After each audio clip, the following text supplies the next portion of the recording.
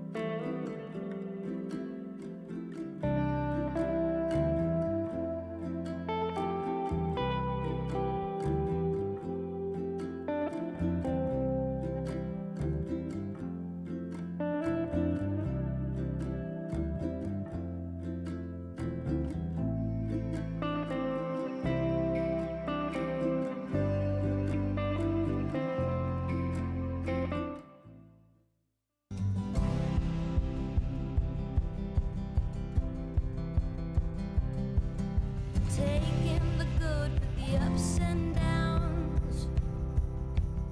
I wanna see how the world turns round. Let's go adventure in the deep blue sea. Home is with you wherever that may be. Home is with you wherever that may be.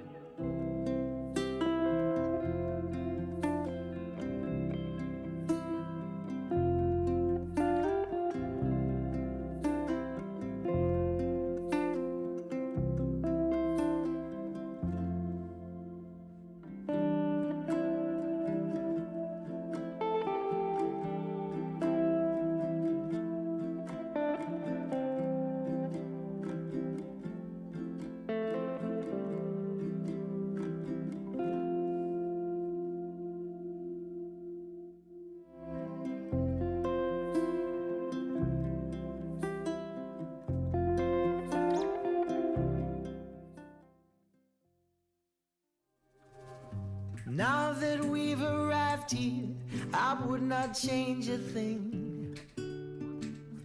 Knew that we'd survive here and all the goodness we would bring. Of this I sing. Everybody swimming in sunshine, everybody feeling fine. Everybody join the front line, ain't nobody left behind. Everybody swimming in sunshine, everybody feeling fine. Everybody join the front line, ain't nobody left behind. Everybody swimming.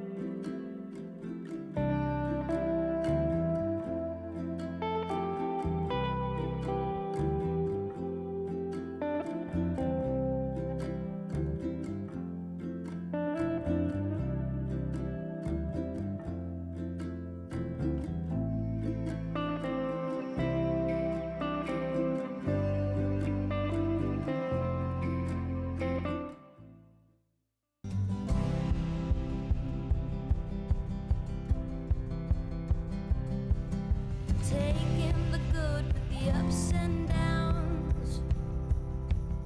I wanna see how the world turns round. Let's go adventure in the deep blue sea. Home is with you wherever that may be. Home is with you wherever that may be.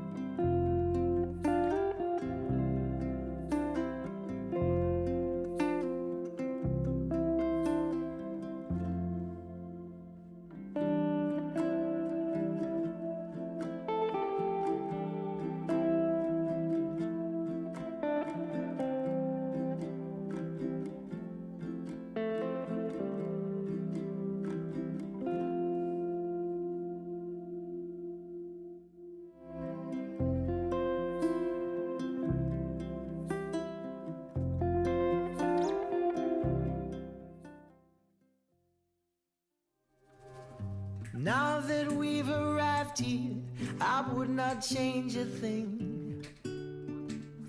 Knew that we'd survive here and all the goodness we would bring. Of this I sing. Everybody swimming in sunshine, everybody feeling fine.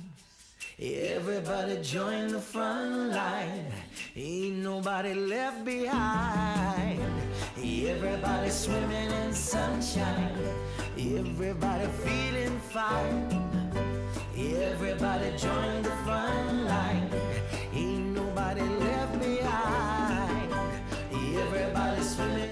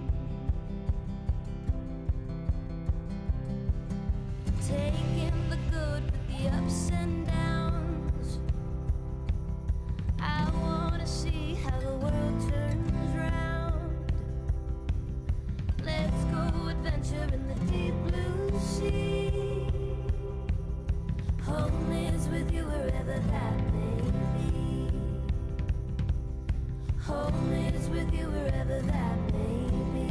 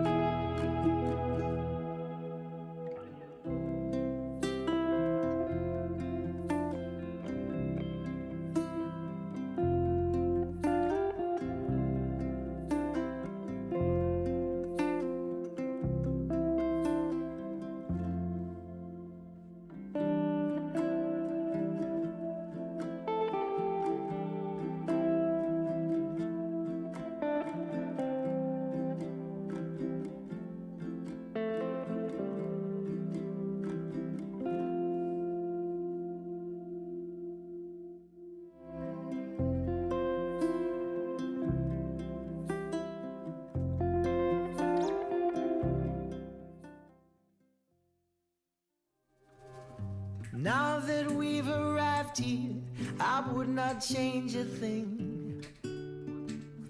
Knew that we'd survive here and all the goodness we would bring. Of this I sing. Everybody swimming in sunshine, everybody feeling fine. Everybody join the front line, ain't nobody left behind. Everybody swimming in sunshine, everybody feeling fine. Everybody join the front line, ain't nobody left behind. Everybody swimming.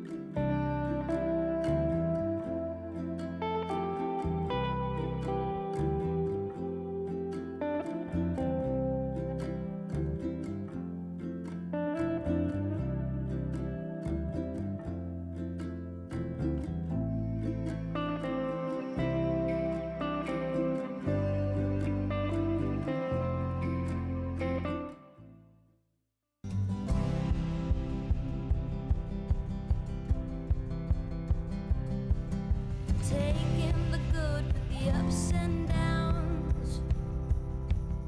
I wanna see how the world turns round. Let's go adventure in the deep blue sea.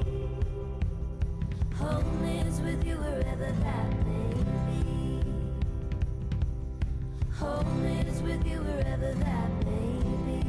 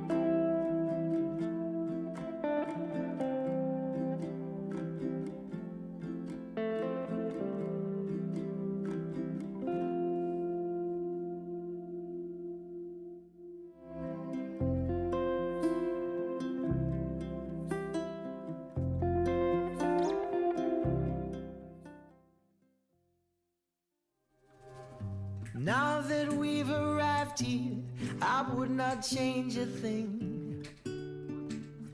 Knew that we'd survive here and all the goodness we would bring. Of this I sing. Everybody swimming in sunshine, everybody feeling fine. Everybody join the front line, ain't nobody left behind. Everybody swimming in sunshine, everybody feeling fine. Everybody join the front line, ain't nobody left behind. Everybody swimming.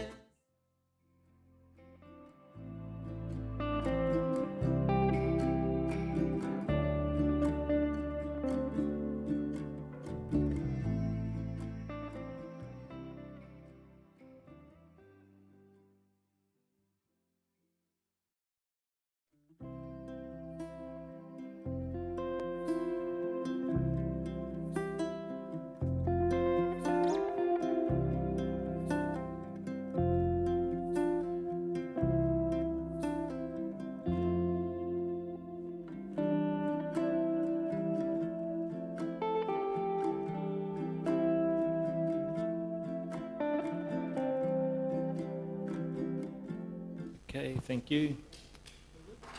Thank you. Good morning, councillors and officers, and welcome to the Ordinary Council meeting for the 26th of July 2022.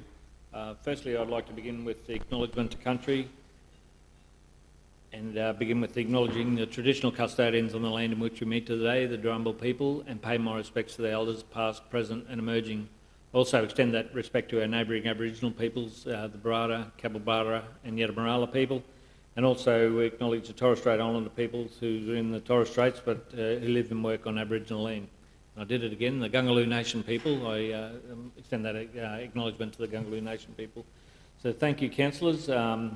We have a number of councillors not at the meeting today. Councillor Fisher is on at a conference. Councillor Rutherford will be attending. She hasn't attended her apologies. Councillor Wickerson is on leave, and Councillor Kirkland is unwell and is an apology as well. And we have Councillor Rutherford, so we have the quorum. And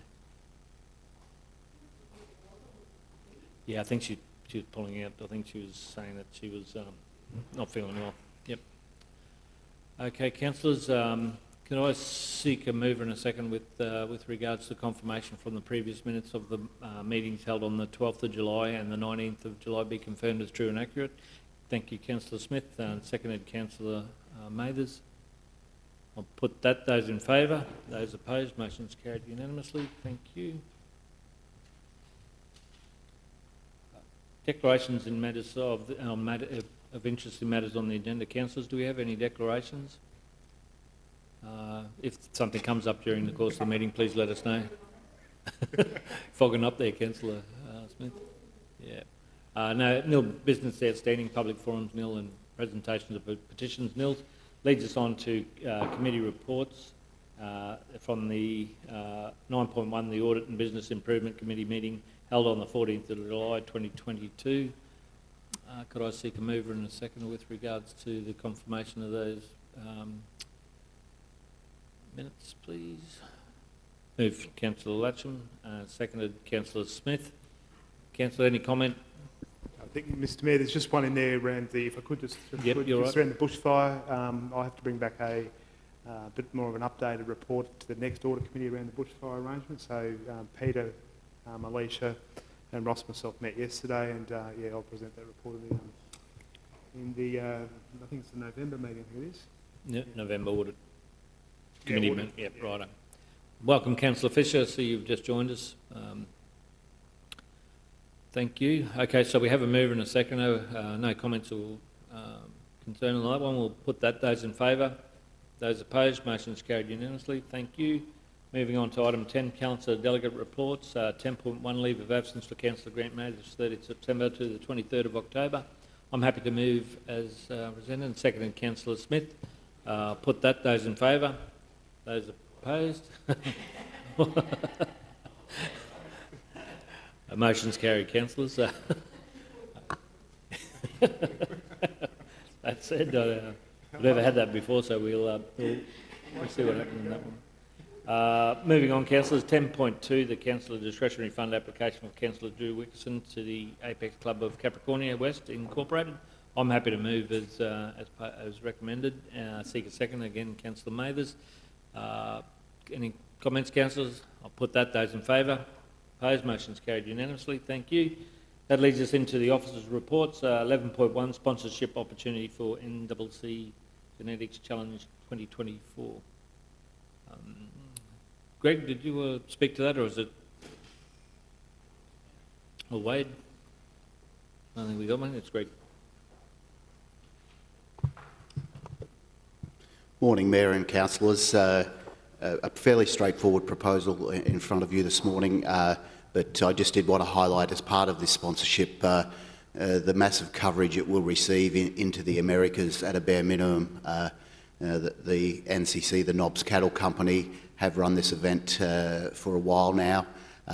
It'll be in the year of beef, so about 5 months after beef. It really hits on those key points of beef and agriculture.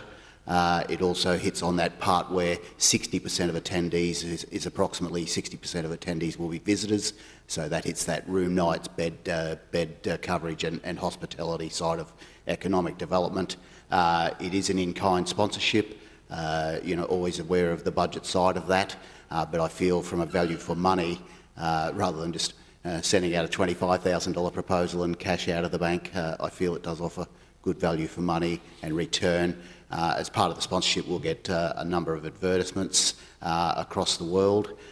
We will sit there next to another. No, he hasn't named the other major sponsors, but he has shared a couple with me, and they are major sponsors. So that's very positive for us to be alongside them as well. But from a city exposure point of view, I think it's great, and also to have that event based here just continues to hit that beef capital and also fills those KPIs of economic benefit to the city. So, thanks, Greg. And again, I think that's something we've been fishing for is to look at those other cattle industry opportunities, and this one really does fit the mould there for that. That we can work on. It's a shame it's on the same year as beef. It'd be great to look at the ones in between the beef events, but that said, I think it's great that we're having an opportunity to get that type of exposure on the back of beef 2024, which will be fantastic for the region and for the agricultural sector. A couple of lights on, so I'll go around the table. Councillor Mathers, Councillor Rutherford, and then Councillor Smith. Thank you. Thank you very much, Mr Mayor. I just wanted to say through you to Greg, I'm really pleased that Knob Cattle Company has actually contacted you in regards to this. I'm sure they had quite a few other options and that type of thing. So the fact that it's in kind is, is a good thing for us to be doing as well. But like you were saying, the exposure that this will get. Brett always does some high-end events. He does a good job at what he puts his mind to. So I think this is going to be a great thing for Rocky, and I'm really pleased that we're involved in it. Thank you, Councillor Mathers. I'll probably just add, I don't know Brett very well. John Webb and I met with Brett, a very professional gentleman on first meeting, but I've done my own due diligence along the way and checked a number of references, and he is, as you've just pointed out, very well regarded in the industry and from running events. Thank you. Councillor Rutherford. Mr Mayor, just to add, really exciting stuff, and you're dead right, Greg, the value for money of this one is just fantastic. So thank you for bringing it to the table. Thank you. Thanks, Councillor Rutherford. Councillor Smith. Oh, just similar lines, Mr Mayor. Knowing these people, they will do it very professionally. They had the Brahman, as mentioned in the commentary, they had the Brahman Congress in Rocky a few years ago, and that was a fantastic event. And I'm sure this will be a really good event. Yeah. Okay, thank you. Thanks, Greg. I'm happy to move. Seek a seconder. Councillor Mathers. I'll put that. Those in favour. Opposed. Motion's carried unanimously. Thank you.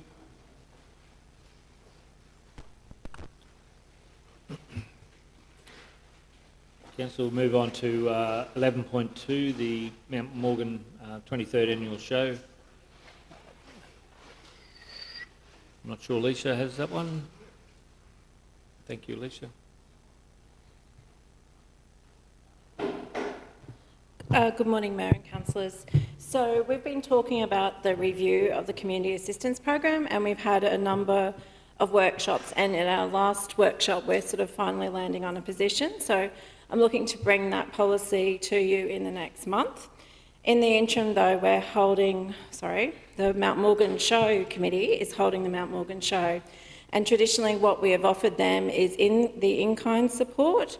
The general consensus at the council table was in the discussions that we're wanting to continue to support this event. So this report just wraps up the support for this year in line or before the policy actually comes to the table. Happy to take any questions. Okay, thanks very much, Alicia. Questions, councillors? Councillor Smith, then No. Councillor Rutherford. Sorry, just a comment, Mr Mayor. Yeah, it's really important to get that help from the younger fellas because, you know, there's not very many people on the committee and they are elderly. And especially the day before setting up is, it's just crucial to have that amount of help. So, yeah. Okay, thanks, Councillor Smith. Councillor Rutherford. I'm happy to move, Mr Mayor. Same lines as Councillor Smith. It's a very hard-working, small committee that really do a fantastic job under the circumstances. So, you know, the support in muscle power would absolutely be appreciated, Critical, I'm sure. yeah. And it's, you know, it is great to see that they acknowledge what they need more so than just asking for money. Yep. They've gone, no, what's more important to us is the manpower to help us actually continue to operate. You know, what is a very good rural show. Yeah, no, that's right. It means a lot to community building capacity in that space as well.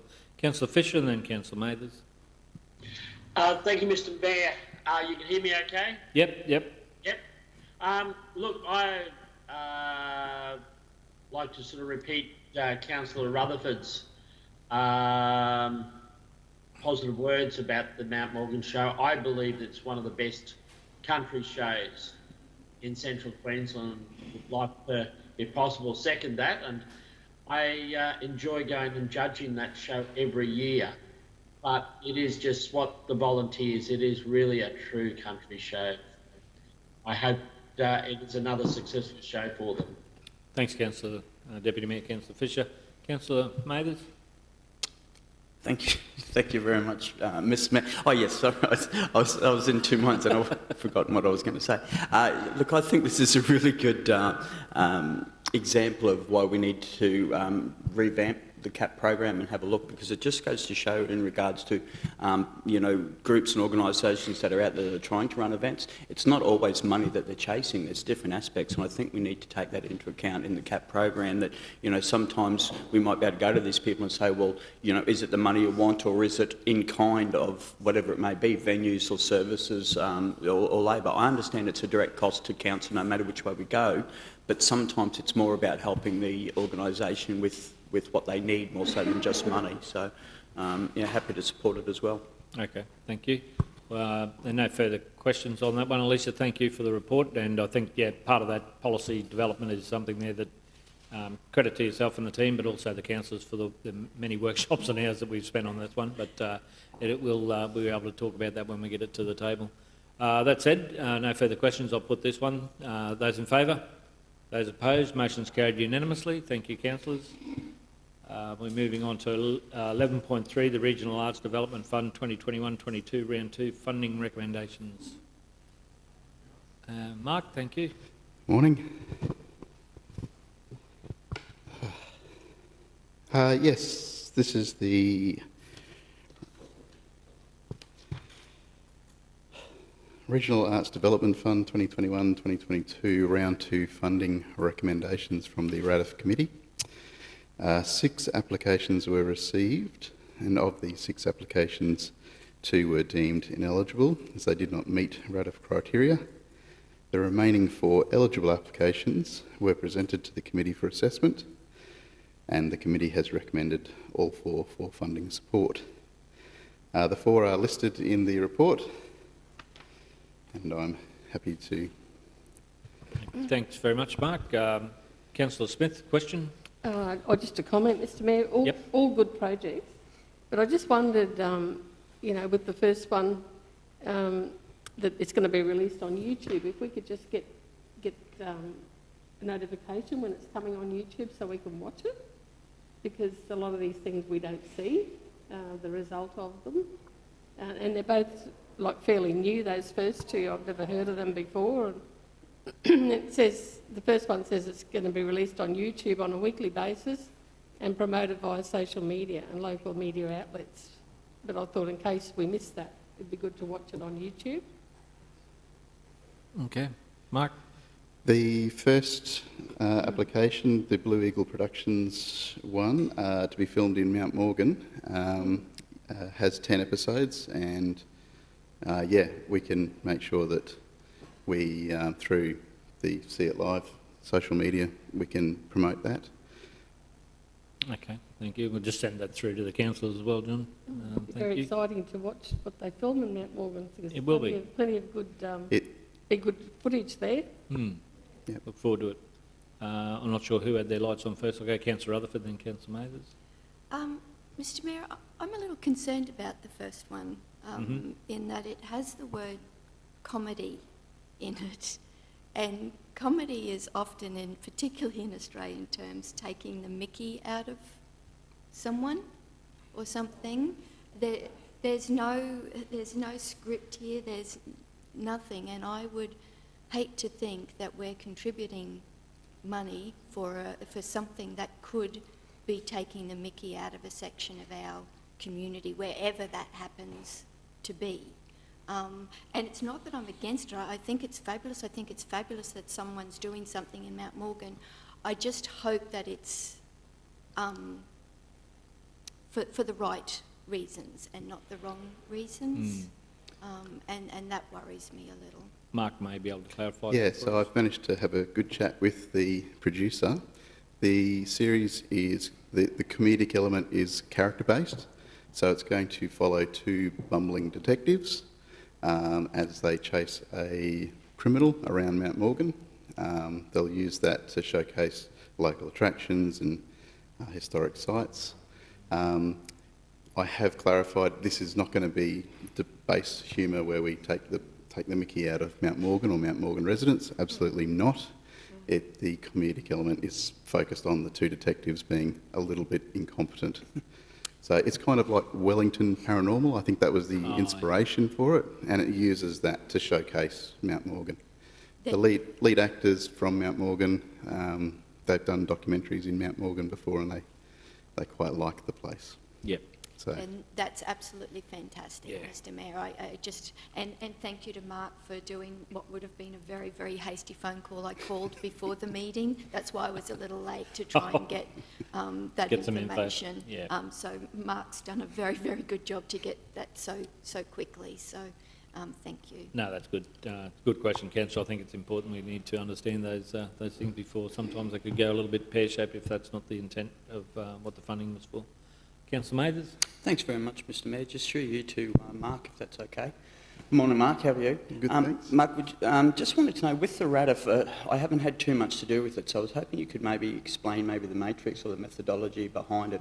The question that I have is, and this is not pointing out, or I have no issues with a couple of the people here that have put in for the applications, but there's two that are local bands, long-standing, very good performers. But my question is that we're using public funds. I understand some is state money and also council money as well, but public funds to help someone produce a music video to then help them sell their own product, which is basically we're supporting a commercial entity, a private commercial entity with public funds. So I'm just wondering, how does that work? What's the methodology on them being selected, or the selection criteria? Yeah, so in terms of, let's look at the music video. The project itself is to engage a local artist to produce the music video. In that respect, it's the methodology around it, and I see Drew's not here today, because Drew was a part of the conversation, sorry. The methodology behind it is to fund local and employ the local artists and produce that video. In terms of the ongoing monetary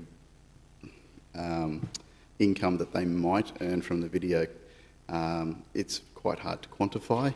I know with other projects like the Symphony Orchestra, the income is quite clear and easy to quantify, but with digital productions, it's quite difficult to quantify that that income. Once you put these things on YouTube, as to how much money you receive from YouTube, I think 1,000 views equals around about $1. And whilst they might not make any income in the next year or the next 5 years, it could be in 10 years' time that these videos are discovered and become popular. And then they might go viral and earn an income. In terms of the methodology behind the funding, there is a clear criteria set out by Arts Queensland. We then have our own criteria, which is overlaid on top of that. These productions all go through that criteria. If they meet the criteria, they go to the committee, and the committee then assesses the applications based on how they feel as to whether they meet the criteria and whether they meet council's objectives. In this case, all four met those criteria from the committee. So, sorry if I could help, Councillor Mayes, I'll send you through the RADF guidelines we've got, which helps with the assessment, but it's very, very clear within that it is for, not the entire amount, but it is for investment into professional artists or emerging professional artists as well, both visual arts, musical arts and so forth. So I'll send you those guidelines through. Yeah, that'd be great if you wouldn't mind, Mr Mayor. Like I say, I don't have a real issue with it. I'm just trying to understand it because we certainly wouldn't be, our CAP program wouldn't be being used to help someone fund and, in regards to, that we're going to help them make an EP. Well, the moment that EP goes out online, whether it's through Spotify or whatever it may be, they'll start getting some sort of royalty payment straight away. So, so that I suppose I just wanted to get my head around it a bit more. It just seems a bit strange using public funds. It is, and this is a new realm for Arts Queensland and RADF, particularly in this digital realm. So there are some upcoming reviews in Arts Queensland which are looking to improve these processes as well. But at the moment, this all meets the criteria. So okay, no problem. Thanks very much for that. Okay, thanks very much, Mark. Councillor, if there's no further questions to Mark, could I have a mover and a seconder with regards to the officer's recommendation? Move Councillor Rutherford, seconded Councillor Smith. I'll put that. Those in favour? Those opposed? Motion's carried unanimously. Thanks again, Mark.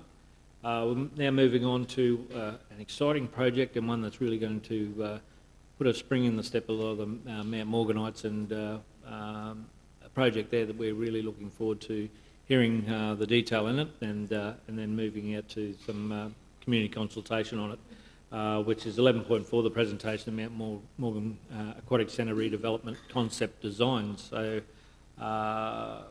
Alicia, have you got this one, or have we got some consultants, or Andrew?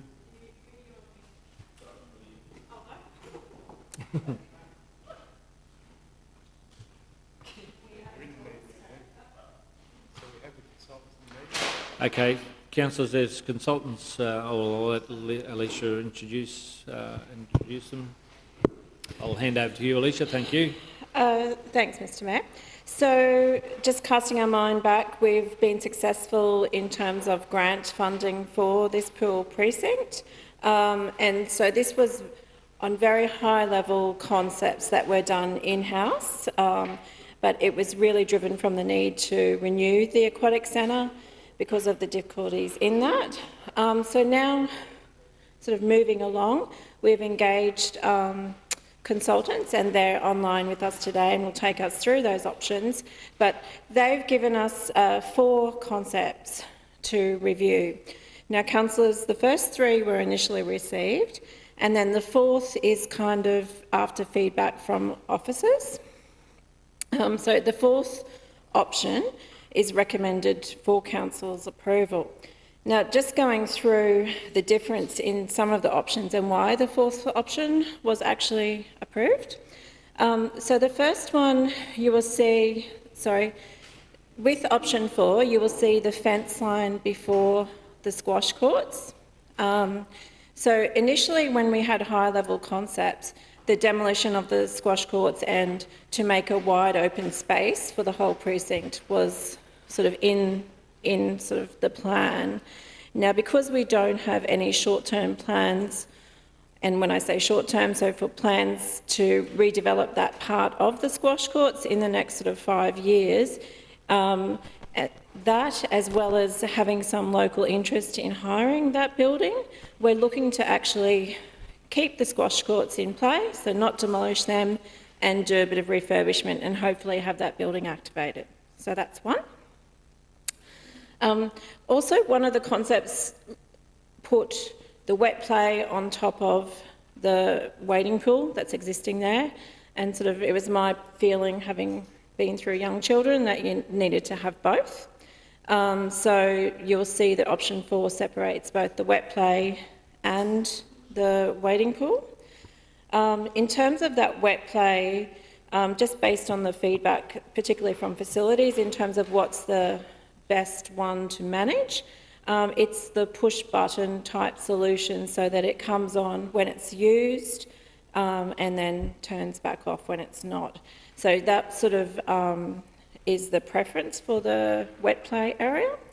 The final, I guess, bit of feedback then, there's 2 aspects, is we've changed the amenities design. There was one option there that had the amenities sort of all unisex, and it's our preference that we have still, because of that use in the school usage, to still have the male and female split, but then have unisex there as an option. And then finally, speaking to the grandstand itself, now there's 2 grandstands, one on either side of the pool. The general feeling or the understanding of what has been done is that by using the materials from the 2 grandstands, we can actually save one, which is on, you'll see on the plans on the other side of the pool. Now, we can't save 2 because we need to widen the pool, and we don't have that, like it's a very costly exercise to get the materials to save 2. So with pulling the materials from 2 of them, we can make one decent one, just being mindful that that's the desire, and we're hearing that loud and clear from the community, to keep that grandstand. Having said that, there will be higher ongoing costs in terms of the maintenance, just that wood versus the aluminium type style. But that's something that certainly we can go to the community with. So that's about after officers' feedback. The plan then is to go to the Mount Morgan community and seek some feedback on these options, and get some, particularly around, the theming for the wet play, whether we keep the grandstands as well as those squash courts.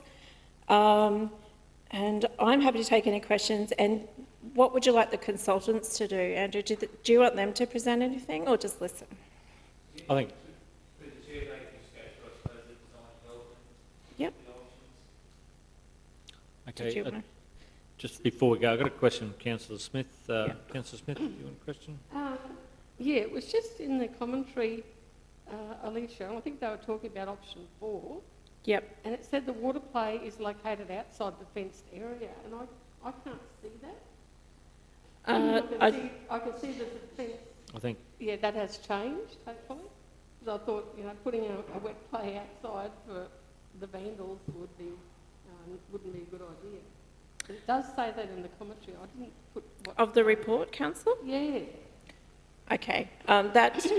My apologies for that. That must be something as we've moved along. That was certainly one of my personal ideas in terms of what I wanted, is that accessibility for wet play all hours of the day and not when the pool was open. Having said that, that comes with its own shortcomings. So I guess I'm conceding at this point in time that inside the fence boundary is probably the best solution there. Okay. Yeah. So my apologies that it's been a developing report. Okay, no, that's good, and I think that input is what's needed with a project of this scale, and and now from this, then that community information and consultation is the next phase. But Alicia, I'll hand back over to you. We have no other questions here. Did you wish to just go with the consultants? They're online, so I'll just hand... Who is that? to Jenny. Did you want to speak on the options? Yeah, hi, hello. My name's Jenny Colgan. I'm the lead architect on this development with GHD Woodhead. I will just share my screen, and that way it'll be... would you be able to see that if I do that? We should be able to. We'll let you know there, Jenny. Yep, that's...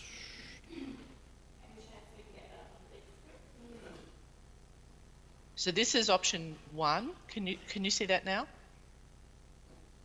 Yeah, we can. We're just on option 4 at the moment, I think. So... No, this is... Okay, there you go. Yes. So this is your existing precinct with all the different buildings. You know that. I won't talk on that very long. And the first option that we looked at was along the lines of what Councillor just said of opening up this lower area for development further on and having a car park which sat between them. This is the Rolls-Royce probably addition of a larger wet play. This shade structures are not shown on the drawings that you have.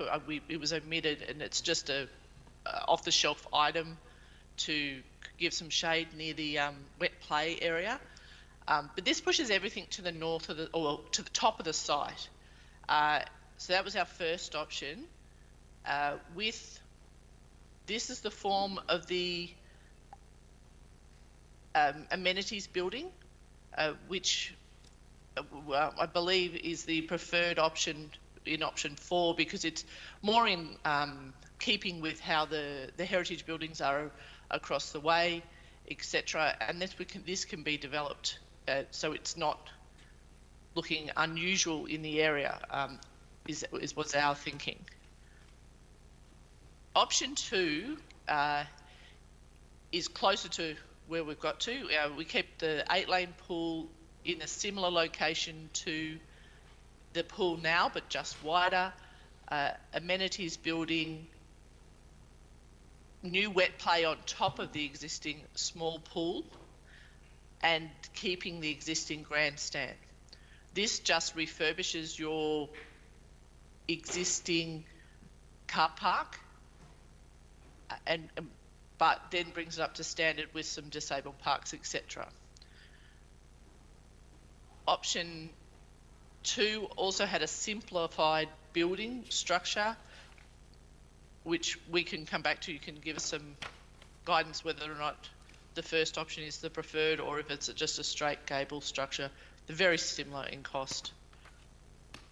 The third option was a peeled back option with a smaller amenities, the pool to 6 lanes, and the pump room as small as possible. But the feedback we received, and with a very, very simple structure for the kiosk and amenities building. The feedback we received then led us to this 4th option, which we believe is the preferred option. So this has the pump room at the top, nice access from the existing car park, male-female amenities with the kiosk that has good visibility over the existing baby pool and the new 8-lane pool. This says new grandstand. That we've received feedback in the last day or so that, yeah, to refurbish the grandstand and keep one is now your preferred option, so we can update that. And then with some minimal landscaping within the fence. And it allows you to retain the squash courts and have this development area in the future if required. We've given some options of the wet play. Wet play is a never-ending choice. There are so many options, and you can spend your entire budget just on wet play. So we've tried to pick a few things which will give you some variety and generally cater to younger children. And again, we've got the little canopies, which street furniture, for some more shade in this area. This is catering for about 120 people. This is so we were trying to work off. We weren't really sure how large the school was, and working off the numbers of people that are generally using the pool, that's more than sufficient. And we thought that would be able to do a school carnival. The depth of the pool. In the first option, the pool is slightly deeper than what was in the brief, of 1 metre to down to 1350, because you could dive at both ends then if it's 1 metre. At 900, the general rules of pools don't allow you to dive at 900. So, but this fourth option is a 900 down to 1300 pool. We've also received a little bit of feedback to change the stairs and the ramp into the pool on this side, which we'll update for what you will present to the public. And that is about it. Have we got any questions? Thanks, Jenny. Probably just going back to option 3 and the scaled down version, is that a reason, budgetary reason why it was a scaled down version? Well, it was in this is in our minds, because we know pools are expensive, so we were trying to give you options which could potentially fit your budget, knowing you've got grant funding, but at the time we didn't know what you had to provide in line with that grant funding, where we were advised yesterday there are certain items that you must do. And so we'll make sure that that's incorporated into the final. And just to add to that, then one of those items is the 8-lane pool and the 25-metre length. So that 6-lane wouldn't fit the funding option. Okay. So what about the budget though? So just project? Speaking generally then in terms of the next steps, so once I guess we approve the concept and then go to that community consultation for feedback, then we'll also start the detailed design process, and it's at that stage that we'll get better costs in terms of what the project is and the budget envelope, and then that will be a subsequent report to council to come back in terms of what we can do or can't do at that stage. Is there a perception by the community then, if we go out there with a larger scale one that may be potentially out of our reach as far as the budget goes? Is there a risk of doing that? There is some risk, Mr. Mayor, in doing that. I guess discussions sort of amongst the council table is that certainly, and amongst the grant funders as well, the wet play aspect is certainly a scalable aspect to this project. Shade, however, it's possibly scalable. However, you certainly wouldn't want to sacrifice the elements that make it a usable facility. So we'll just have to have a look at that when we have better costs to come in. Okay. Councillor Smith, then Councillor Mathers. Just a couple of questions, Mr. Mayor. I just wondered if we've talked to the school to see if one grandstand is going to be enough. I have been to a school carnival there, albeit years and years ago, where other schools went up there for a big carnival, and they certainly used both the grandstands. And I know it would only be a couple of times a year where you'd have a big crowd of kids there at the same time. That would be my first question. Just in response to that, and certainly the discussions that we've had sort of leading up to this point, is you would be able to sort of get some temporary grandstands in should the amount not be sufficient. But if you can see, Councillor, that where the wading pool is and the wet play area as such, there might be an area in there where you could put up some temporary grandstands, but you've also got your gazebos and different pieces like that that could also go in and suffice for that swimming carnival type activity. Yeah, and the schools normally bring those anyway. Yeah.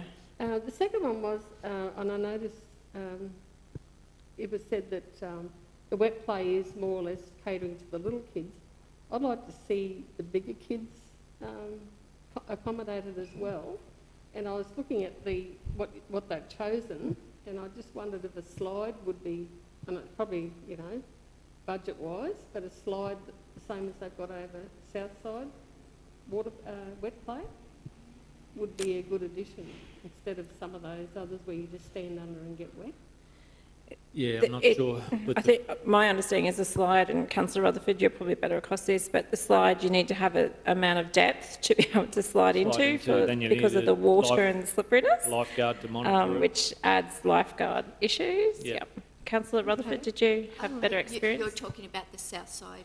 Yeah, wet play. Those slides mean you have to put softball down underneath them, and they're dearer, so we would use most of the money just on that one piece of equipment. It's harder to maintain, and it has to have softball under it, so there's no thought about having softball in this area at all. Yeah, it becomes particularly expensive. You're nearly having to change that every 2 to 3 years, so it's not ideal. Thanks, Councillor Smith. Councillor Mathers and Councillor Latcham. Thank you, Mr Mayor. Councillor Latcham was before. Sure. Okay, no worries. Mr Mayor, I'm concerned as well in regards to looking to put this out for the public to look at, because, you know, the expectations, the moment they see something, they're going to think that that's what it is, you know. I'd like to see that we're at least close to, you know, our budget to, you know, before we go putting something out there. Otherwise, you know, the expectations are there, and then we say, oh, we've got to reduce quite a bit of it, but that's just my thoughts on that.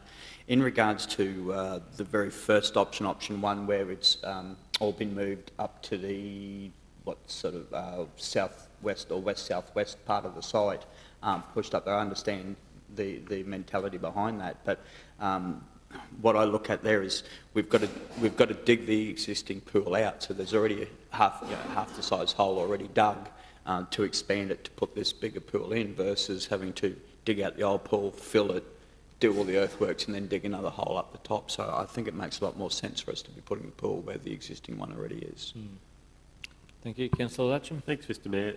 Yeah, pretty excited by these different concepts and options.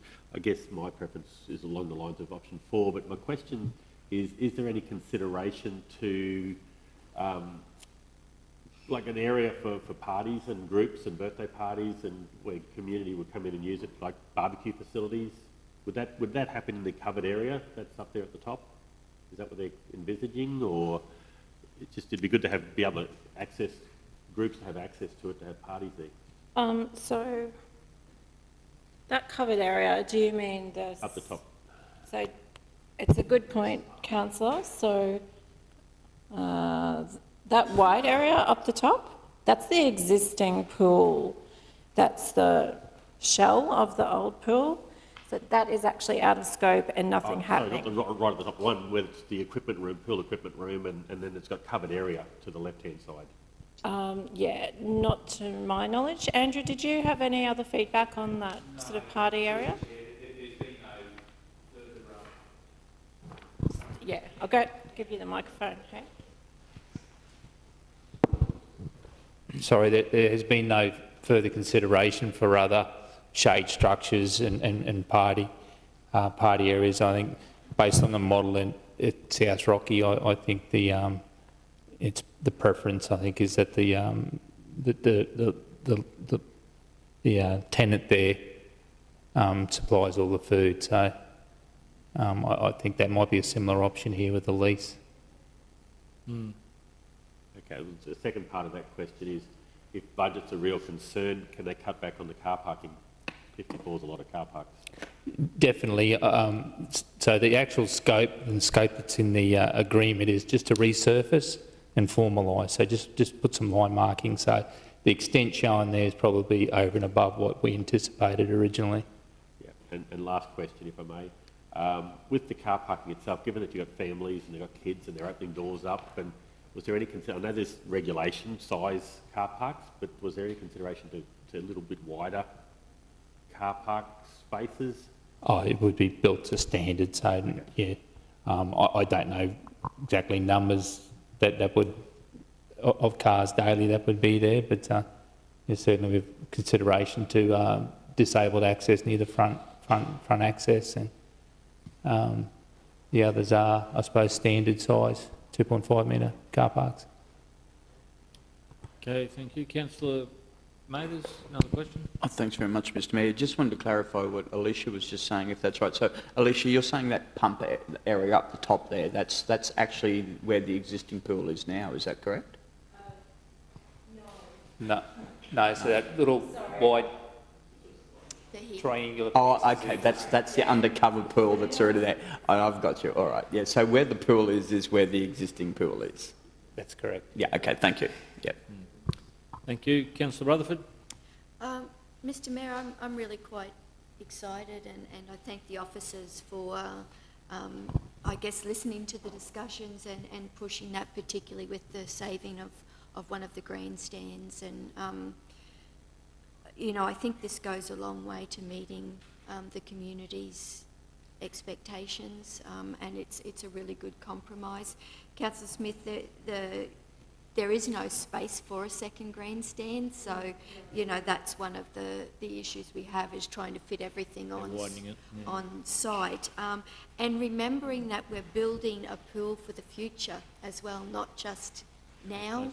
So, you know, and to have a 8-lane 25 metre pool does give the option for carnivals up there and things like that. So it really does tick all the boxes for now and well into the future. So I'll be keen to look at costings as it comes back and see what we can actually deliver from this layout. But I think as far as the base layout goes, it's really very exciting. Yep. Yeah. Hey, Peter, did you have... Yes, good morning, councillors, through you. I just wanted to add a little bit of commentary to this. And obviously we're in the development state of concepts. We're about to go out and consult.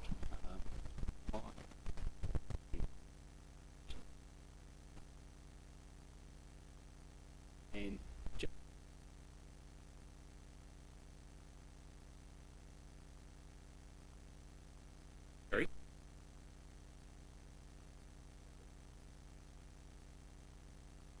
we need to do that a little bit further before we go out. Yeah, that was my concern. If we went there and promised something, we got the confidence. We can't do that because it's gold and it's gone above the budget. And unfortunately, building in Mount Morgan will be expensive. Expensive, yeah.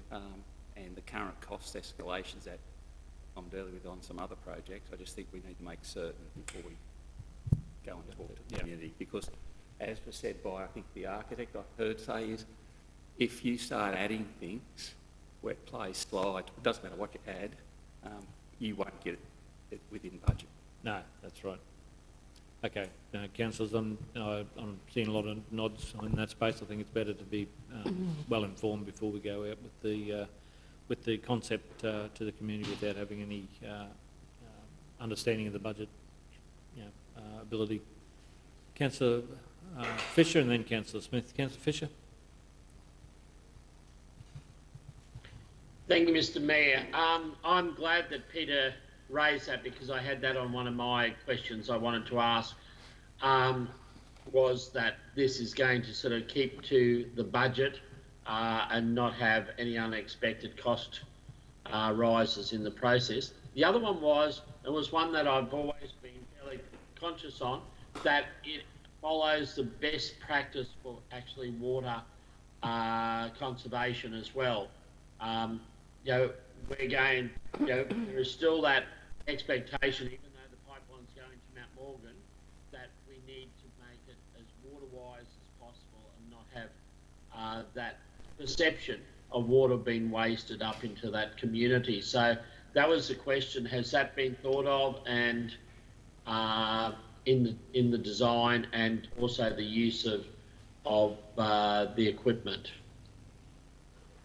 I'll just answer for Andrew is yes, we've certainly had those discussions, Councillor Fisher, and the expectation of the community will be that, yeah, the most water-wise and best options for that will be used. Thank you for that. Thanks, Councillor Fisher. Councillor Smith? Yeah, Mr Mayor. I wonder why we're keeping the old heated pool. It's staying by the look of it. Like, it looks terrible. Just a big hole in the ground. And I think that's a future project, Councillor. I just don't think Yeah. we've got the funds to do anything with it at this point. If we're looking to deliver a acceptable pool to the community, I think we'll be using all our available capital for that. because you can, there is a pathway in there where you would see it. I just wondered, is there a fence up in that area as well? Like Yeah, there's a fence. There's a fence that goes around all the way around. that one. Yeah. Yeah. But whether there's a repurpose that shed for something else and fill it in at some point in time, I think that's another discussion that we have going down the path. But yeah, there's no intention to do anything further with that pool. I was thinking you'd keep the shed and take that out, and you could use that for parties.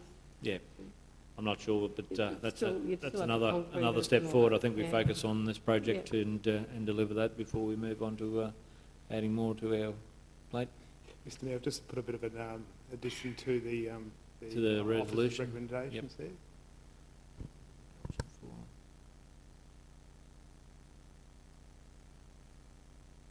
Yep.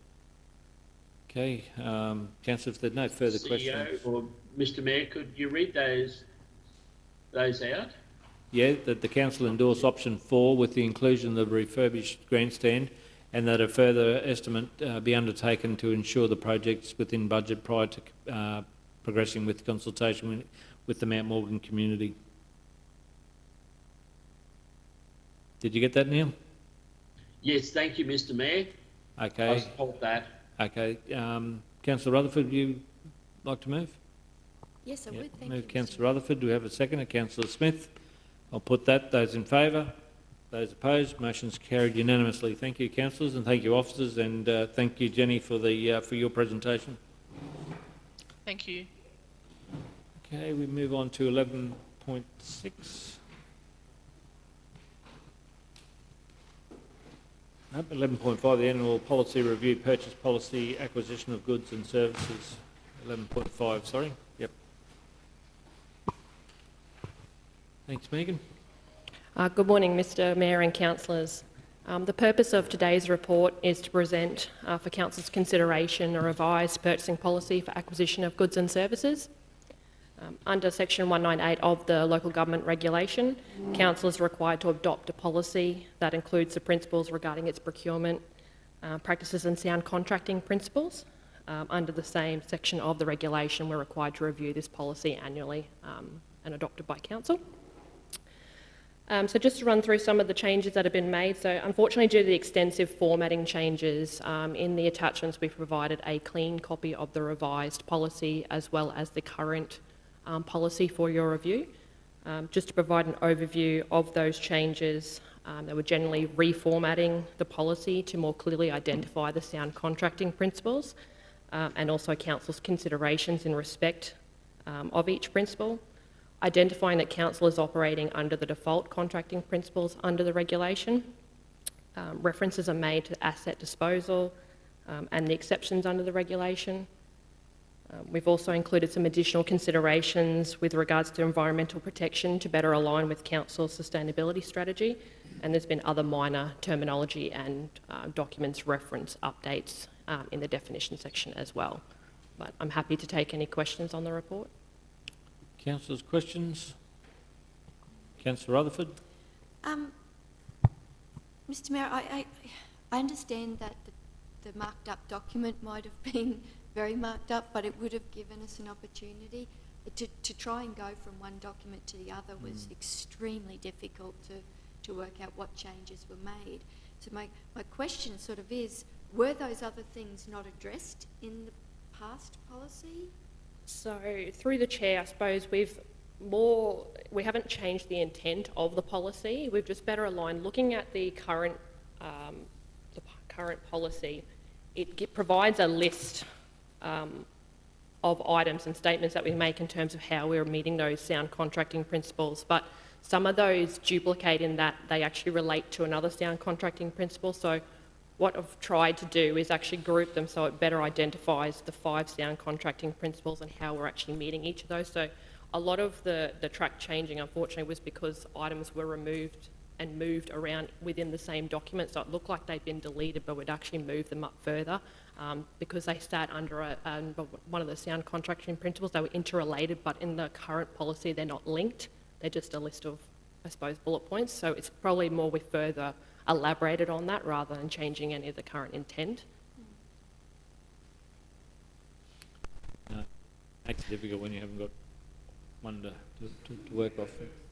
What I understand is that you've had a list down here with some 5 sound practicing principles, and then as you cut pieces out to replace them in there, you lost that whole... Yeah, the so whole document essentially was track changed, unfortunately, so the recommendation was to put it forward as a clean version to make it easier to read, but I acknowledge that then that makes it more difficult to see how it's changed from the current version.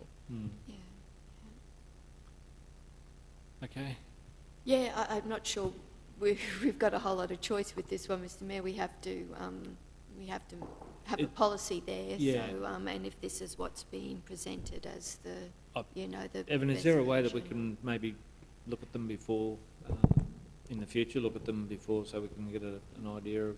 Normally they would be track changes, Mayor. Yeah. Normally would, but because I think the extensive changes around, but from where you're coming from, Megan, there's no change to the intention of the policy. That's right, it was more formatting through the chair. Ross? Through the chair, Mr. Mayor, yeah, one thing I thought of, maybe I should have let councillors know, but one best way to look at this was probably to print both out, and you flick, it's only 4 or 5 pages, you flick page by page, you quite easily see, so you can quite see the intent changes through that. It was just too messy, and yeah, I probably should have done that. But if council does adopt this today, you can still do that and come back with questions. That would be my best way to do it. Yeah, okay. Sorry I didn't let you know. Normally we would do the track changes. Yeah, yeah. Okay, we'll do that then. Councillor Rutherford? Yeah, happy to move, Mr. Mayor. I figured if we move, we can always come back once we have the opportunity to look through it. So. Okay then. Seeker seconder, Councillor Smith. No further questions, Megan. I'll put that. Those in favour? Those opposed? Motion's carried unanimously. Thank you. Thanks for that work. Now moving on to 11.6, a boundary review submission. This is a retrospective. Sorry, it was me. Yeah, sorry, Mr. Mayor. This is the submission I put in relation to the northern boundaries, and yes, it's a bit of a retrospective endorsement of the process. There's a very tight time frame to get it through, so it's there. It does highlight though the planning concerns that we have, and the building that infrastructure for future growth, and where that lies, and if it's not being even considered until 2040, you've missed your mark, and you really need to have those long-term financial plans about those capital projects, bringing them online and implementing them to cater for that growth going forward. And it's a perfect example of what happened with the Parkhurst area back in '84, how that vision was adopted back in that time to allow that growth for the region. You'd imagine if we were still with those boundary lines currently, we'd be at Yeppoon Road basically saying that we can't grow anywhere. We've just got to build houses on sticks into the floodplains. It's just beyond me how this is really going to constrain our growth going forward if it's not resolved. And that's a good example to say that Livingston are really just saying no, there's no need till 2040. But what happens at 2040? There'll be a need there then. It's too late then. The pendulum's already pushed too far in that space. So yeah, Mr. Mayor, I concur with that. That was my biggest concern is around that planning and planning for both land use planning, but with that land use planning comes that infrastructure planning. It doesn't happen in 10 years or 5-year periods. It's over a long, long time that we do that. And then hence you rearrange your local government infrastructure plan to suit your charges, your long-term financial forecast. You start to set that framework up. And the other example is what's happened with Parkhurst, because the infrastructure wasn't planned for, and we're having to go back and make major amendments and then look at drainage and everything ad hoc, rather than having that vision and plan and step your way through it as that growth occurs. So, there's a model there that really highlights the failures of not having that time to plan and move forward for our region. Councillor Rutherford? Mr Mayor, I totally agree with you, and I guess I'd like to make comment on how well our officers have pulled this information together every step of the way, and the fact that our submissions have been based on factual information at every point, and just putting forward the best factual cases we can on each point, and when you see it written so clearly, it really is a no-brainer. It really is. But, there's take the emotion out of it, which, our officers, we've spoken very emotionally about it, but, our officers, every submission has just been spot on in this case, and we needed it to be. This is, one of the most important things this council has or will ever deal with. And so, it's, thank you, Mr CEO, to you and your team, to Angus and everyone involved, because they have certainly stepped up to the plate on this subject. And the team's done a fantastic job, Mr Mayor. I won't go too much into it, but Damon and Angus's team, they're just fantastic, fantastic. And again, it really does highlight, and I said that from the start, if you take all the current politicians out of it, just get them out of it, in 30 years' time, where do you see that side of the city growing? And if you've got that vision to look, and that's what we're all supported and voted in to do, is look to the future and what that means, and this is clearly what we need to be doing. Yeah. Mr Mayor, can I just add to that, because even the length of time this decision takes to be made, 2040 is not that far away. We need to be able to start planning for our future, and we need to know what our future is to start planning. So even this decision, however long it takes to make, holds us back for that period of time from knowing exactly what our future will look like. So, we need to get this done and dusted. Yeah. If I may, before you go to Councillor Smith, and I'd concur with that, Councillor Rutherford, because even now, the time frame that's taken since the Minister has referred the matter to getting it to nearly a decision point in time, to getting an active decision if it does come in, there's a lot of stuff, other decisions have been made that impacts on that land and that community that sits out there. Yeah, no, that's for sure. Councillor Smith? Yeah, thanks, Mr Mayor. Yeah, I'll echo Councillor Rutherford's comments with, with all our correspondence. It's very professionally done, and congratulations, Evan and the team. But also to our media team with our Yes campaign. They've done an absolutely wonderful job. I just feel they've gone over and above. I'd like to have them for an election campaign. They are really good. And, I don't think you can do that, Councillor. No, it's a shame.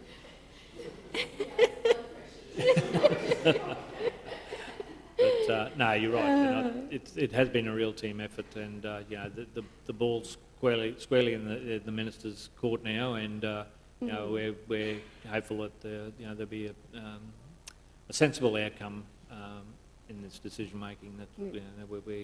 But just a question. It must have been when I read the Livingston submission. It's all public anyway, isn't it? Because we've talked about it in there, and it said that owners of large tracts of land were happy with the zoning, park residential. I didn't think that was the case. Yeah, I would not comment any further on that one. Yeah. No, I think you'll see in the submission that was actually retracted. A lot of that. It was retracted. Well, it wasn't retracted. Yeah, okay. identification, it was de-identified. Yeah. Yeah, no worries. Okay, councillors, I'm happy to move, seek a seconder. Deputy Mayor, Councillor Fisher. Again, look, thanks to the team. It really has been something there that we're putting the facts on the table, and we're waiting for common sense to take its play now, and hopefully that's the outcome that we're seeking. And once that decision is finally made, we can move on to the future, work together, and better for the region, and bigger regions, better for everyone. That said, I'll put that. Those in favour? Those opposed? Motion's carried unanimously. Thank you. Moving on to 11.7.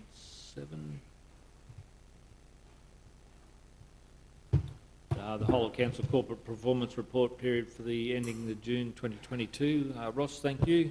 Thank you, Mr Mayor. This is the corporate performance report for June. I think I'll just open to all the data there, Mr Mayor. I open to questions from councillors. If none today, certainly feel free to send them through. Yeah, Ross, I'll probably have one just on the security call-outs here. I didn't put any marks in mine, unfortunately. Sorry. So just on the number of security call-outs, and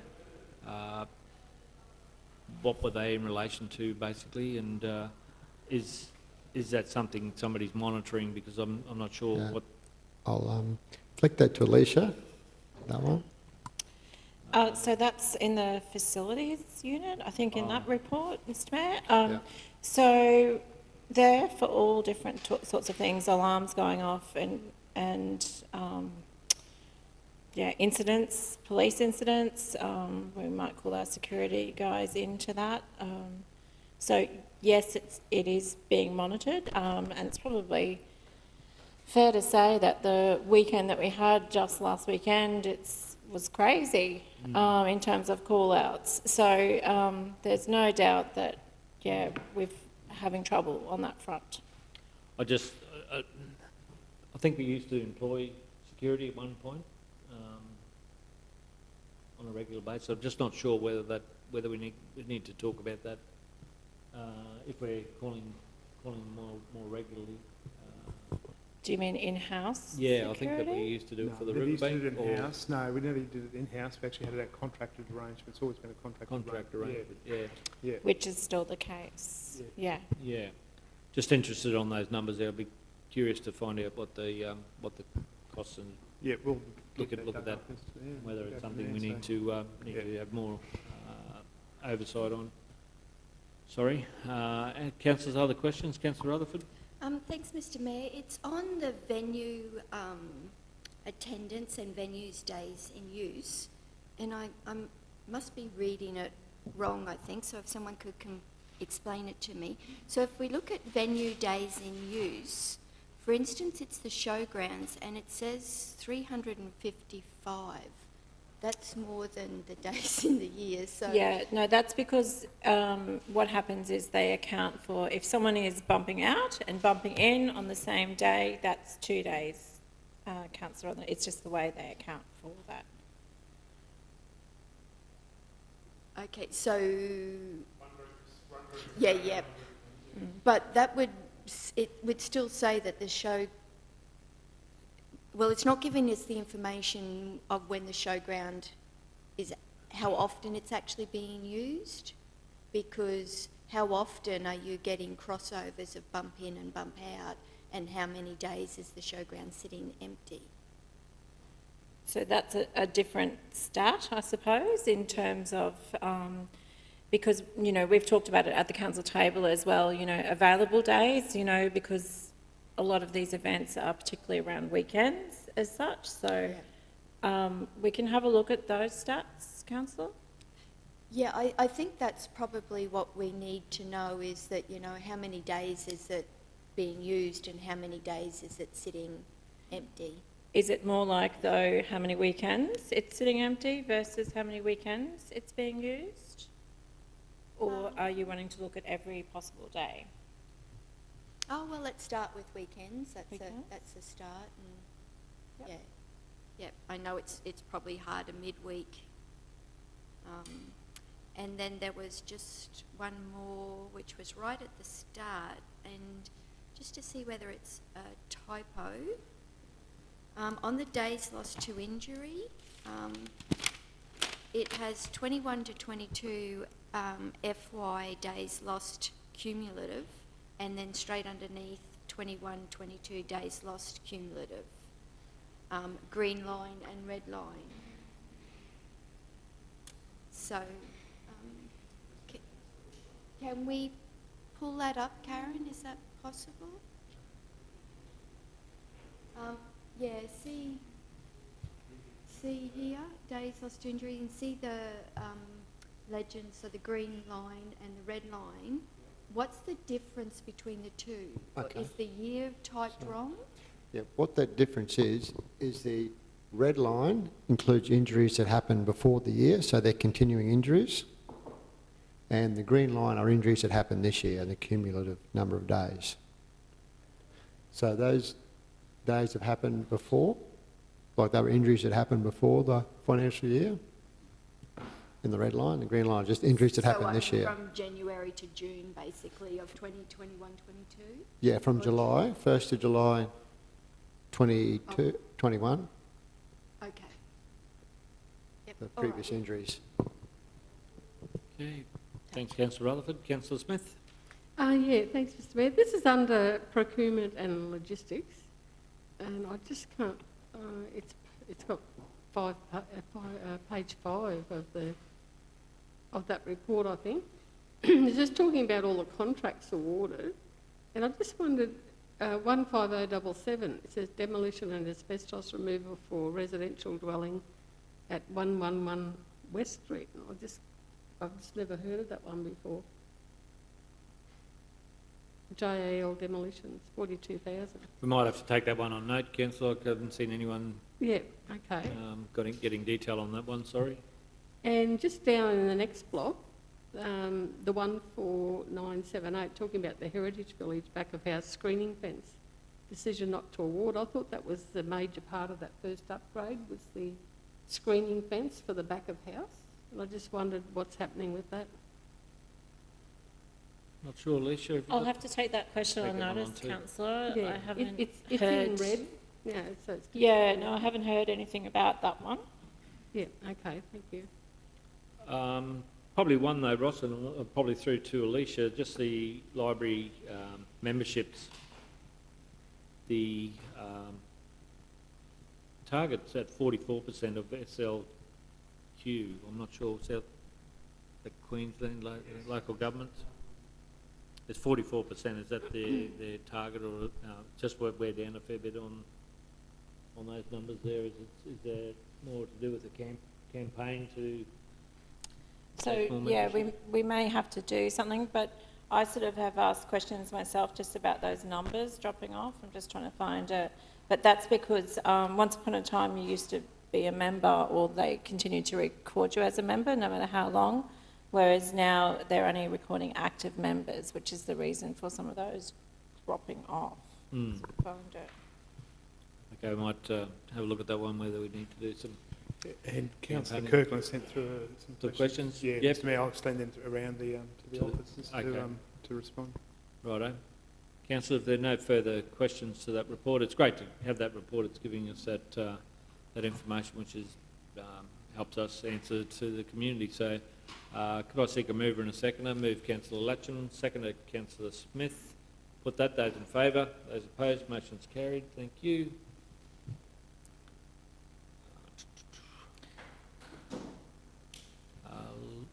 12.1, notice of motion. Councillor Latcham, you're happy to move. Do we have a seconder? Councillor Smith? Councillor Latcham? Thanks, Mr Mayor. Do I speak to it now, or do I just move the recommendation? Well, you've got a mover and a seconder. You speak to it? Yeah, okay, thanks, Mr Mayor. Yes, Mr Mayor, the reason I brought this notice of motion to the table was, especially over the last couple of months, there's been a fair bit of community feedback saying that they believe that councillors should be able to look at assets that we're going to consider buying or discarding or disposing. Part of that also when you look at within councillors' correspondence in the last couple of months, there seems to be an appetite for wanting to visit and physically inspect some of the assets that belong to council. So the main point of this motion was to essentially allow enough times, and I've said at least 5 business days beforehand, enough time for the councillors to, if they were able to, not that they have to, but if they're able to, there's an opportunity to visit any of these assets, whether it's land assets and or building assets, whether we're buying them or considering buying them or disposing of them. So it was just a motion I wanted to bring to the table that meets community's expectations, and it seems to be an appetite amongst the councillors to be able to put this in as a policy. Councillors, I'll speak against the motion. Again, you still have that opportunity there to, if you wish to do it, to move a motion to say that this property is there. You could put that motion to the council table for inspection. This is binding councillors into looking at all properties and using resources from the council offices to go and look at every sale or purchase of a block, which is very time-consuming and costly. If it's not in the council's interest to look at every parcel of land, then, but this is basically saying, well, we need to go and do that, which I find is something there that we haven't got any. And there would be a cost, Mr. CEO. It would be always a cost, Mr. Mayor, to actually arrange to go through it, because particularly in that bottom one, B, say for example, the infrastructure planning area is acquiring land for road reserves fairly regularly, so that would also include that one. Mm. And my other concern is, and there's no, and again, public perception and wanting to do that, there's nothing to stop council putting a motion up to say they want to go and inspect an issue. It's just that you just need to do that there. But by entrenching it into a policy, it makes it more onerous and costly for us moving forward. So I'll be voting against that recommendation. Another speaker for the recommendation. Councillor Mathers. Mr. Mayor, I'm happy to speak for it. In regards to, I just want to use an example. You know, we've gone through and voted about 12 months ago on a list of buildings that were going to be demolished, and also a couple of buildings that we were selling to help fund the demolition. In regards to one of those buildings in particular, we're trying to get a club to take hold of one of those buildings. If we had have seen that building, if the whole of council had gone down and seen that building, walked around it, I believe it would have been a different vote as to whether it was voted for that building to be demolished. So whether this needs to be a motion so we can all go at the same time, whether we just hop in the cars ourselves and go down and have a look, but I just think it is, you know, there's nothing quite like being able to stand there, look at the buildings. You know, I use an example of the fact when we were up at Mount Morgan the other day, looking at those 3 buildings, you know, we all stood there, you included, you know, stood there, looked at that house and went, you know, that to our eye doesn't look to be in bad condition. So, yeah, I feel that it is good for us to be able to, you know, certainly not blocks of land that we're looking at resuming or something like that, but certainly the. So maybe we need to make an amendment to the motion. Sorry, if I could, Mr. To clarify, even if you delegate to the officers to undertake negotiations or whatever else, there's always you can always say, we would also like to go visit that block of land and make arrangements to do so. Nothing's stopping you, even if you delegate, there's nothing to stop you to do it. There's nothing stopping council in the decision making to go there and have a look themselves. There's nothing stopping that. Even if it's a delegated matter. It's the council. Yep. Speaker against the motion. Councillor Rutherford. Yeah, Mr. Mayor, and I totally understand where Councillor Latcham's coming from, and I don't. I agree with the intent of this motion. I'm just not sure we need to wrap it up into a policy, because I think it also has some unintended consequences that probably haven't come to the fore just at the moment. So I think certainly we all acknowledge that we, you know, would like to see some of these buildings before decisions are made, and that may be just something we need to be a little bit more on top of moving forward. But I'm not sure wrapping it up in a policy. There's always pros and cons for policies, and I think this one's got more cons than pros when you can achieve the same thing just by an emotion or a simple request to do so. Thanks, Councillor Rutherford. Another speaker for the motion, Councillor Smith. Yeah, thanks, Mr Mayor. Look, oftentimes we get it's an item in our council agenda on the Friday, and we've got to vote on it on Tuesday. Like, it's always that short timeline. We've got to make a decision based on what we're reading there and what we know about the property.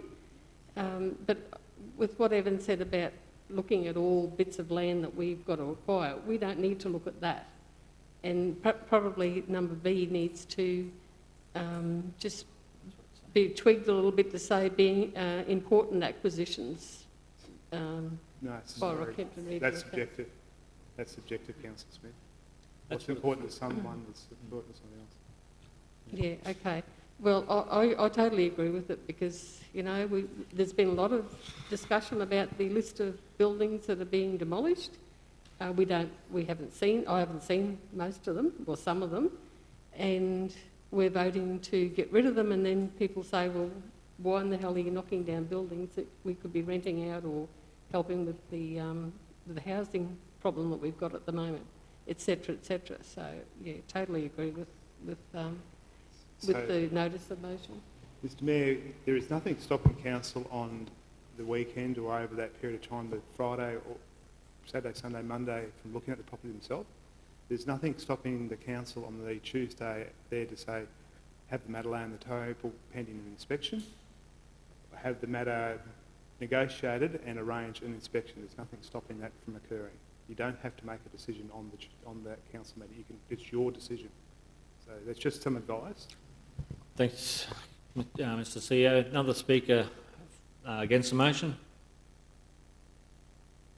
Okay, debates. Get Councillor Latcham to wrap up. Thanks, Mr Mayor. Yes, this is something, having heard each side, this is something where Councillor Smith was right. On the Friday we can get informed about things. We've got to make a decision on the Tuesday. If it was to be made 5 days earlier, it gives us sufficient time to actually go out or be able to go out and see it. If it is land we're acquiring for roads or whatever, there's nothing to say it can't be tabled to say, here's an open inspection. It doesn't mean any of the councils are going to go to it.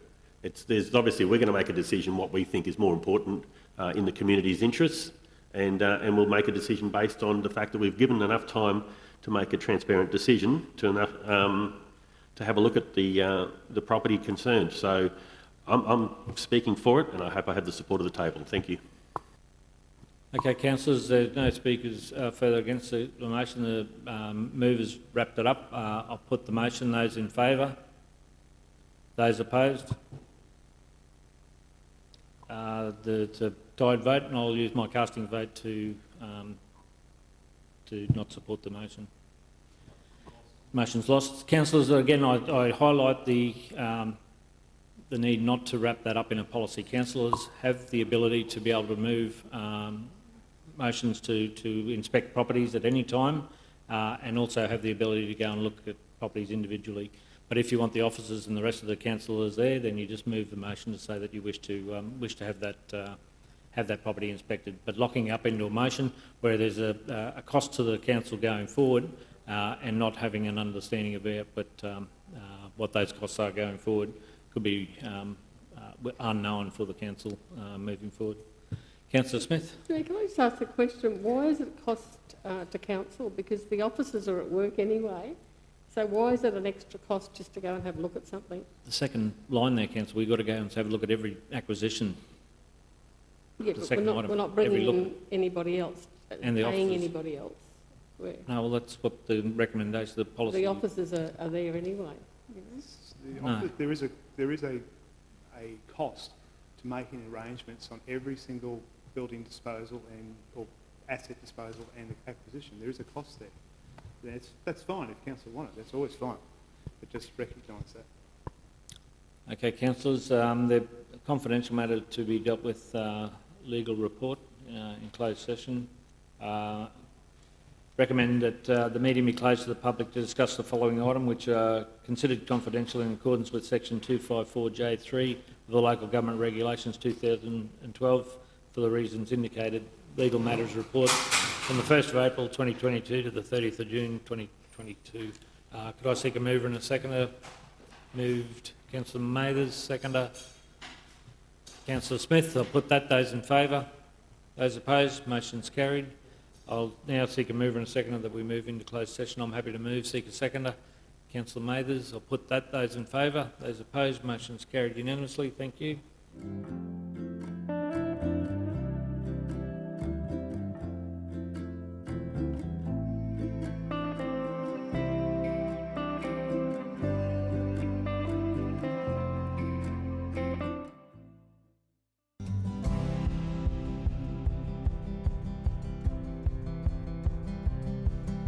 Taking the good with the ups and downs. I wanna see how the world turns round. Let's go adventure in the deep blue sea. Home is with you wherever that may be. Home is with you wherever that may be.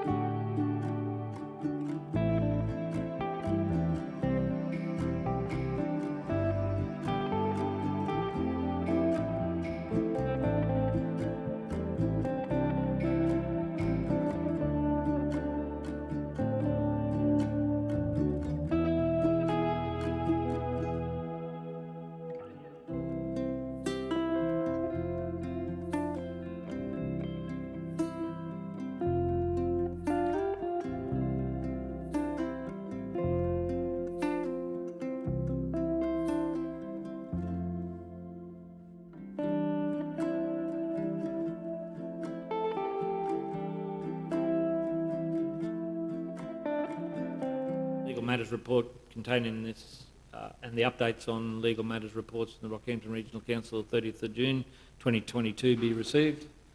I'm happy to move. Seek a seconder. Councillor Rutherford. I'll put that. Those in favour? Those opposed? Motion is carried unanimously. Thank you, councillors. Councillors, being no further items on the agenda, I will declare the meeting closed and thank everyone for your attendance. Thank you. Change a thing. Knew that we'd survive here and all the goodness we would bring. Of this I sing. Everybody swimming in sunshine. Everybody feeling fine. Everybody join the front line. Ain't nobody left behind. Everybody swimming in sunshine. Everybody feeling fine. Everybody join the front line. Ain't nobody left behind. Everybody swimming.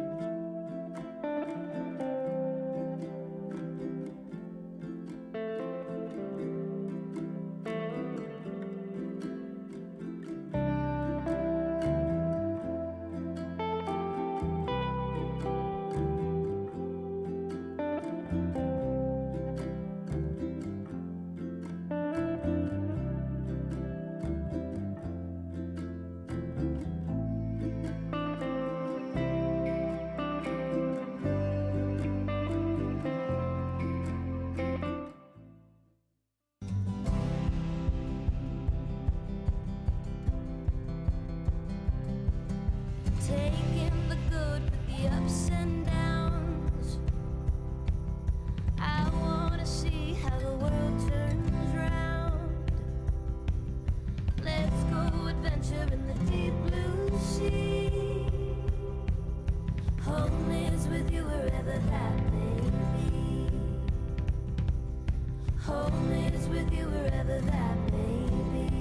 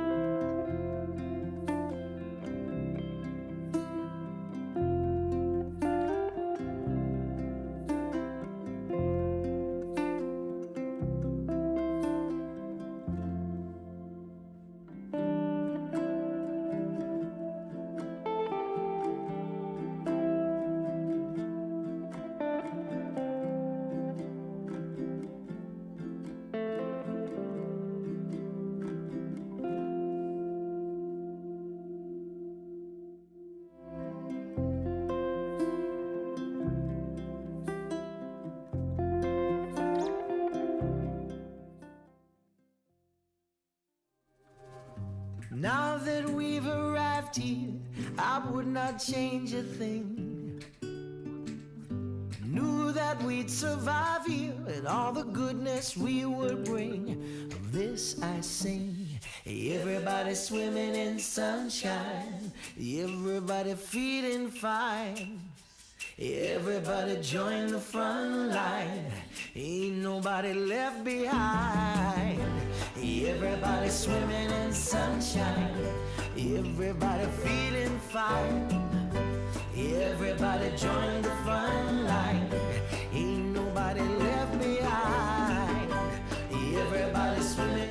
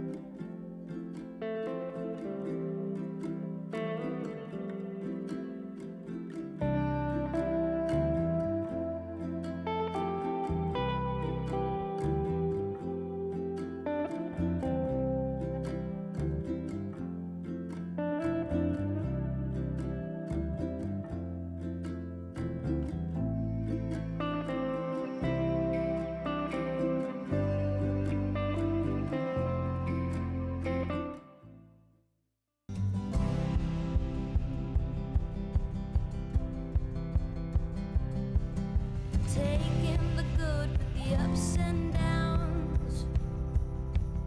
I wanna see how the world turns round. Let's go adventure in the deep blue sea. Home is with you wherever that may be. Home is with you wherever that may be.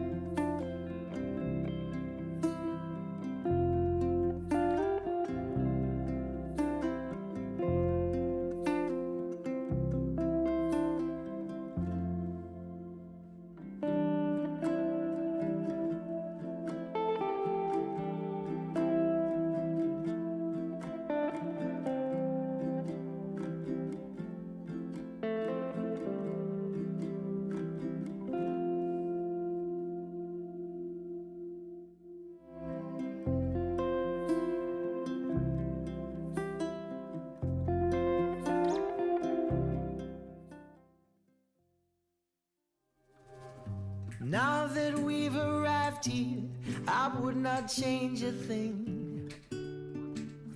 Knew that we'd survive here and all the goodness we would bring. Of this I sing. Everybody swimming in sunshine, everybody feeling fine. Everybody join the front line, ain't nobody left behind. Everybody swimming in sunshine, everybody feeling fine. Everybody join the front line, ain't nobody left behind. Everybody swimming.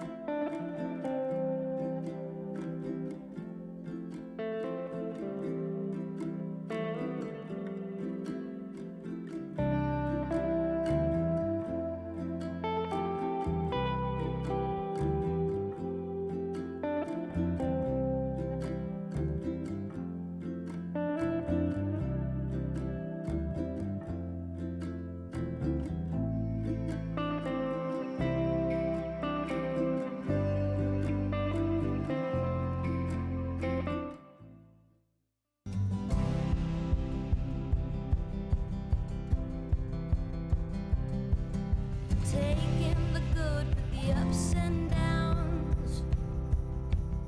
I wanna see how the world turns round. Let's go adventure in the deep blue sea. Home is with you wherever that may be. Home is with you wherever that may be.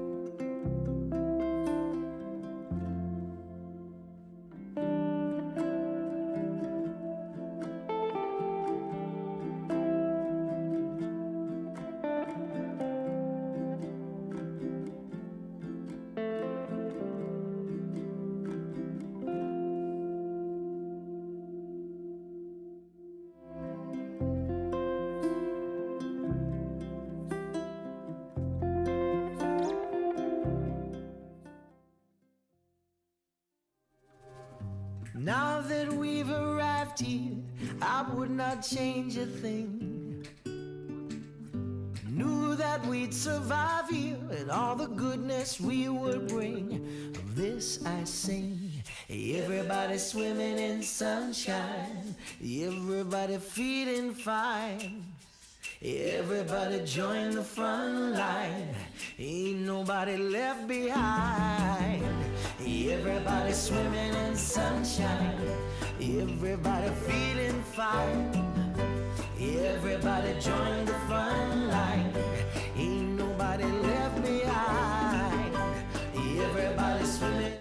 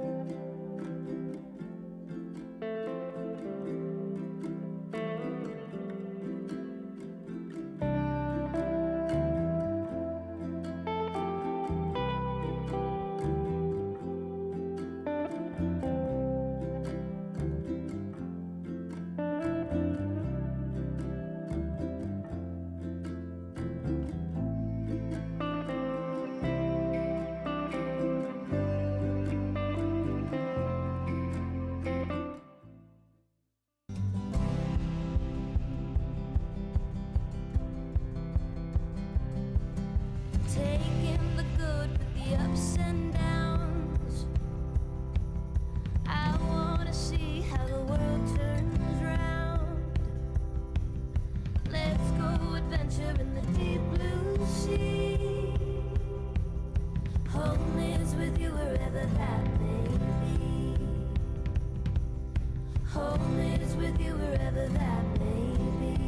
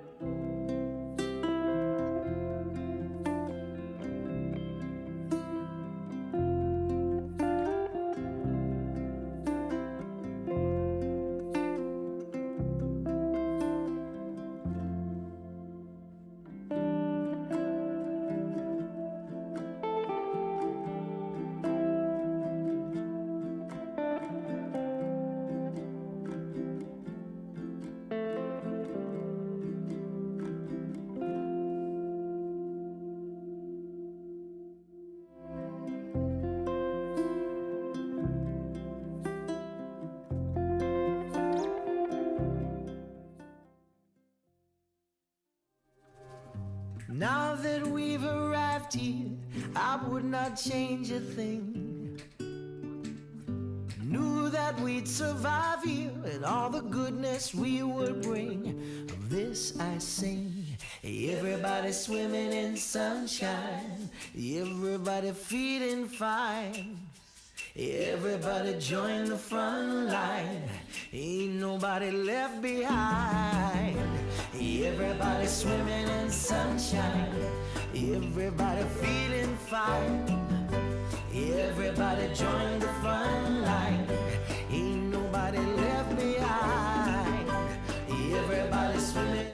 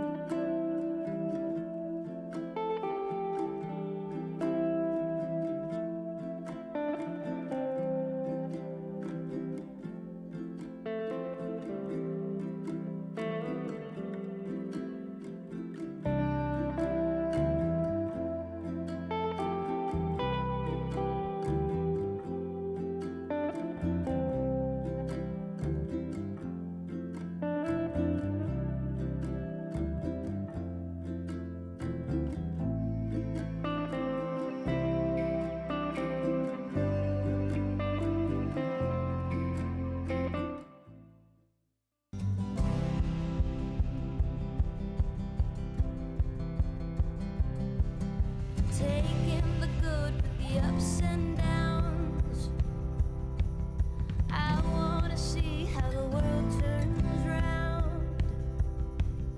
Let's go adventure in the deep blue sea. Home is with you wherever that may be. Home is with you wherever that may be.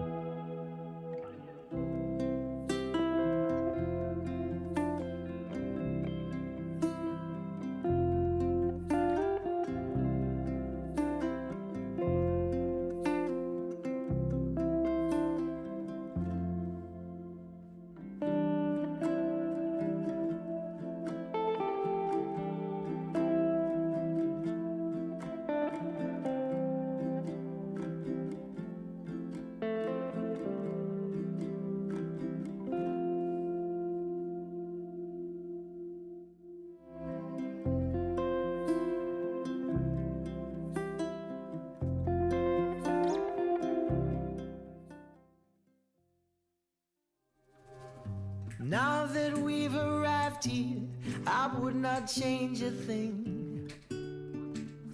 Knew that we'd survive here and all the goodness we would bring. Of this I sing. Everybody swimming in sunshine, everybody feeling fine. Everybody join the front line, ain't nobody left behind. Everybody swimming in sunshine, everybody feeling fine.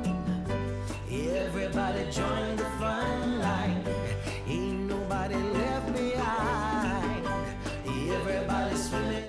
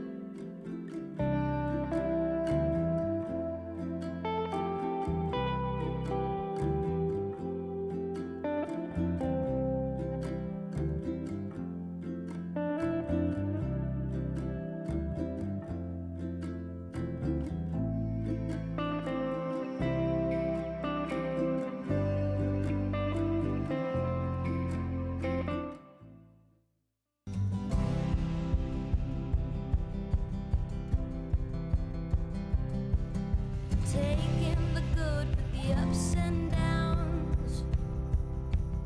I wanna see how the world turns round. Let's go adventure in the deep blue sea.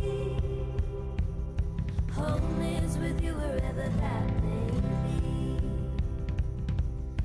Home is with you wherever that may be.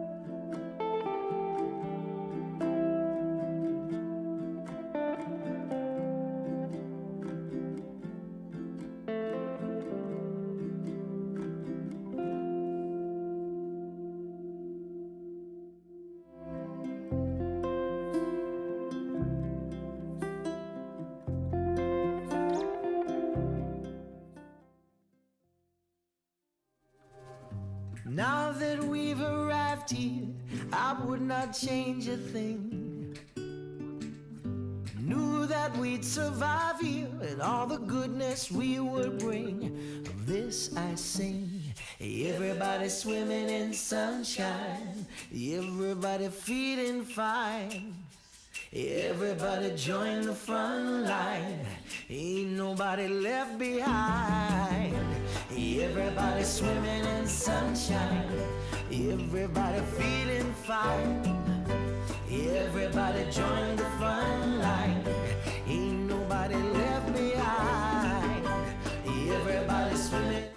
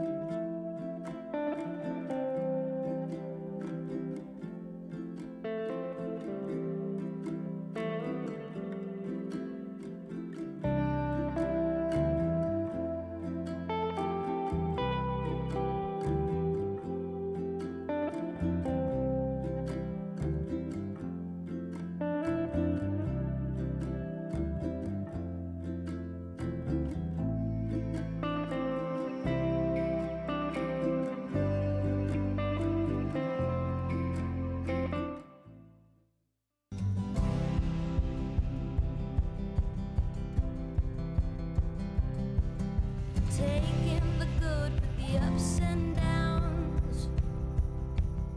I wanna see how the world turns round. Let's go adventure in the deep blue sea. Home is with you wherever that may be. Home is with you wherever that may be.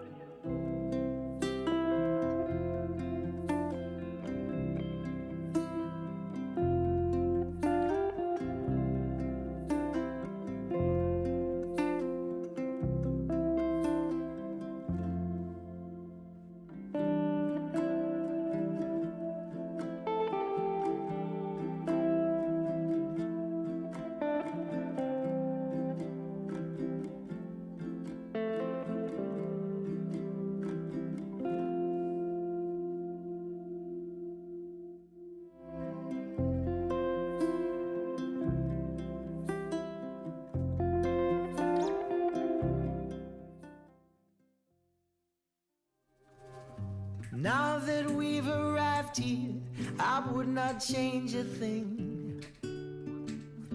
Knew that we'd survive here and all the goodness we would bring. Of this I sing. Everybody swimming in sunshine. Everybody feeling fine. Everybody join the front line. Ain't nobody left behind. Everybody swimming in sunshine. Everybody feeling fine. Everybody join the front line. Ain't nobody left behind. Everybody swimming.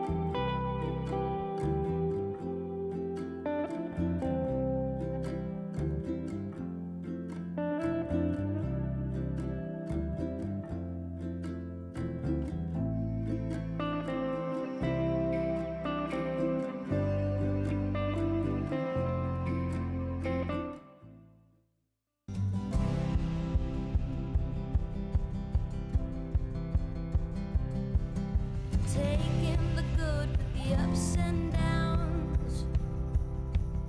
I wanna see how the world turns round. Let's go adventure in the deep blue sea. Home is with you wherever that may be. Home is with you wherever that may be.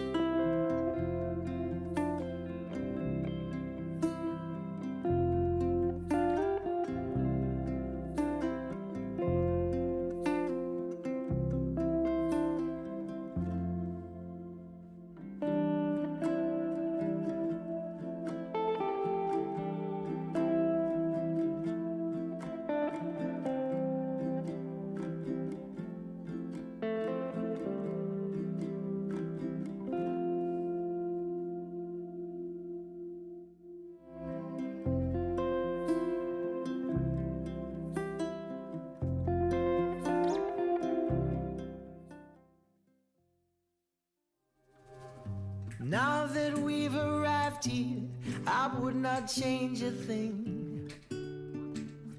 Knew that we'd survive here and all the goodness we would bring. Of this I sing. Everybody swimming in sunshine, everybody feeling fine. Everybody join the front line, ain't nobody left behind. Everybody swimming in sunshine, everybody feeling fine. Everybody join the front line, ain't nobody left behind. Everybody swimming